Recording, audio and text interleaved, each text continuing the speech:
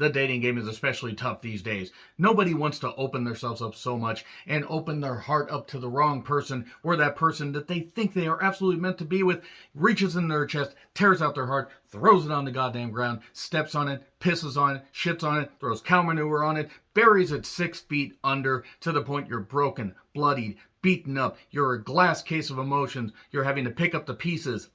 Pick up the pieces. You just don't know what you're going to do with yourself. However, the flip side of that relationship, you could have found somebody that you are absolutely meant to fucking be with, that will give you the world. You'll give it back to them, and you'll grow old and happy together. Or they could be gone in the night. Written and directed by Eli Horowitz. Also written by Matthew Derby.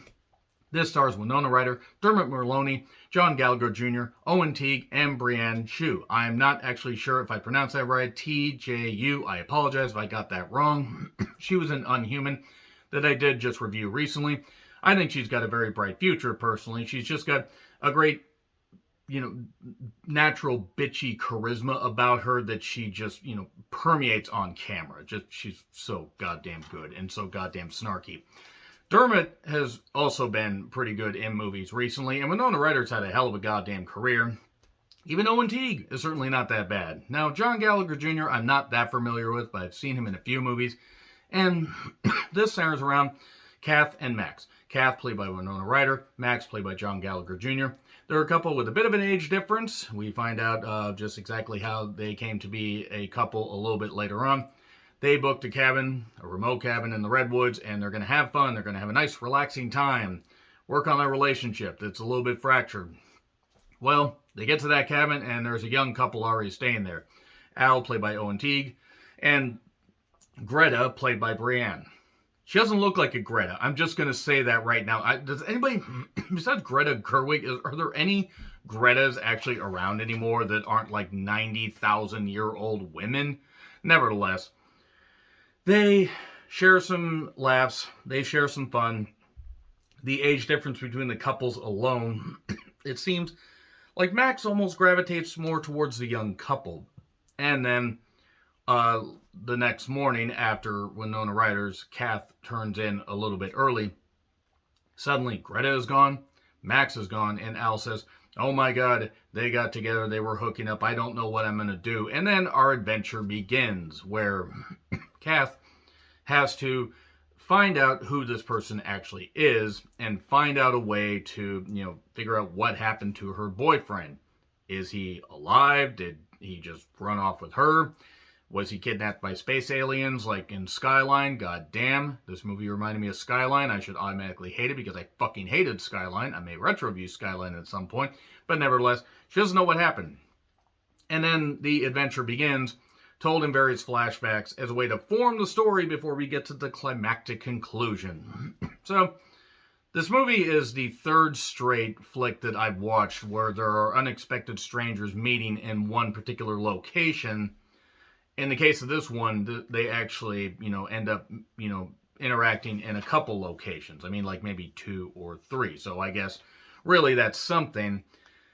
But this is also one of those low-budget movies where they have a couple name actors, and Winona Ryder's had a hell of a career. Up and down, all around, come on defense work. Dermot Mulroney, or Mulroney, always screw up that last name. He's fine. He's fine in this. Seems to almost be phoning it in. Everybody else, as far as the main characters, do their best, but the script isn't exactly meaty enough, and the conclusion kind of made me laugh. It was also something that I sort of saw coming because there were enough warning signs and red flags and everything and red herrings, and they got to stop using red herrings or whatever because the cops keep pulling them over because you're driving a red herring. I'm going to give you a ticket just because you're driving a red herring. What am I on about? No goddamn idea. Kath kind of develops a bit of an attachment for Dermot's character, Barlow, and finds out a little bit more about him. He finds out more about her. And then we get to the conclusion, and it's funny. It's actually fucking hilarious how this thing ends. People say it was depressing. Nah, I just found it rather hilarious. There isn't a lot to this. They try to layer it with the flashbacks and try to tell the story like, oh, this is what's going to happen. Oh, maybe this is what it was supposed to be all along. Or maybe not. Maybe people got screwed over.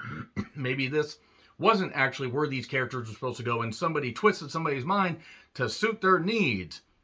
or it was just a bunch of scenes that were cobbled together and they tried to make an epic story, or at least a story with a deep narrative, and it just turned out to kind of be surface level. I'm going to go more with the surface level thing. It's not bad. I've seen worse, but it is also aggressively boring. They try to tell a good story. I don't think they crafted a very good one. It kind of wastes the name actors that they have and wastes Brienne, even though she has a couple good meaty scenes here. And that's really all I have to say before I get into spoilers. So it's a few bucks on Amazon. It's not, terrible, but the whole idea of the mystery, and when it ends up getting revealed, you're more going to laugh than anything else. And if you find something more in this, that's fine. I don't think it's terrible. I hope Eli Horowitz gets a chance to make some more horror movies and, suspense horror movies, psychological thrillers, whatever. Hopefully he gets more of a chance because I think he has talent. I just don't think it was on display very well here. So now let's get into spoilers. 3, 2, 1, and spoilers. Okay, so Kath and Max met while she was teaching a class.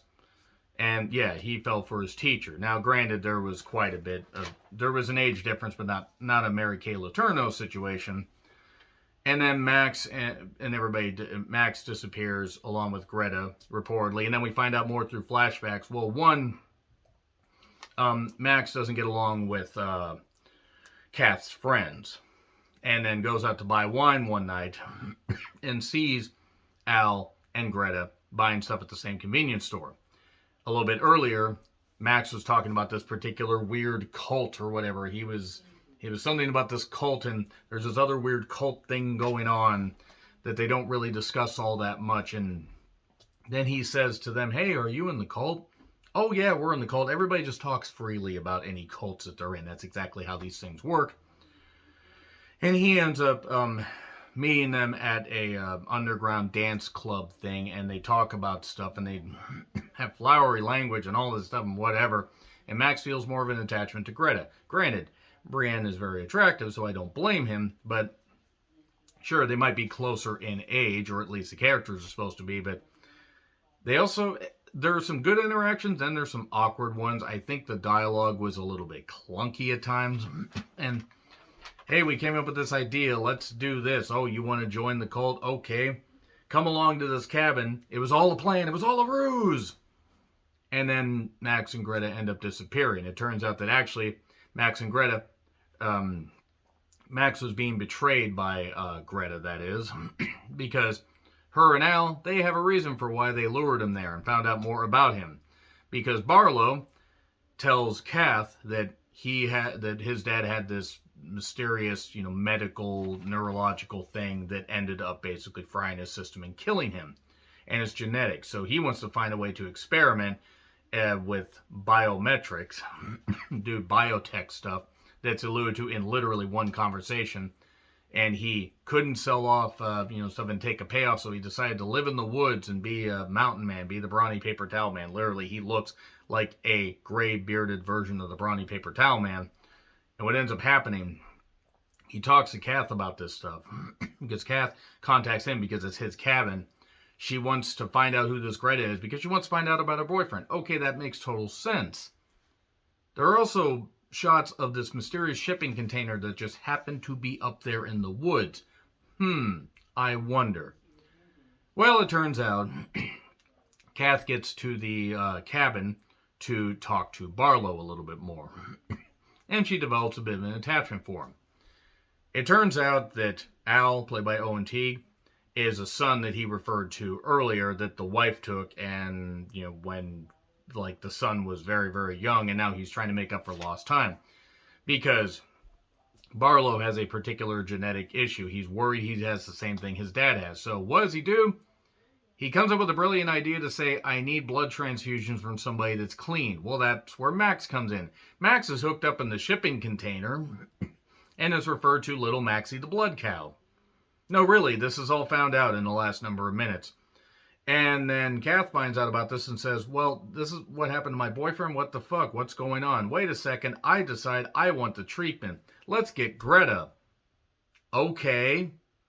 And they knock out Greta, and then she takes, she's going to take Max away. Kath is, but there's something hooked up to his aortic valve. Well, that gets pulled out, so he bleeds out. But Then she locks everybody in the shipping container. And instead of driving away to maybe, I don't know, tell the fucking police, she wanders into the cabin, looks out, and then we get to the end credits. That's it. Sure, maybe there are some pieces of dialogue and everything that might develop the plot, however meager it is, but that's really it. That is literally all that fucking happens. It's kind of fucking hilarious how it ends. It gets a D because there are a couple good ideas here. I'm not going to give it an F because I think there was effort. I just don't think that it was very good. And that's really all I have to say about that. So Gone in the Night is gone in a flash, and I probably won't even remember that I reviewed this by the end of the day. Agree, disagree what I said, like, share, subscribe, Twitter handle in the description. I'm John Rentlin. I'll see you soon.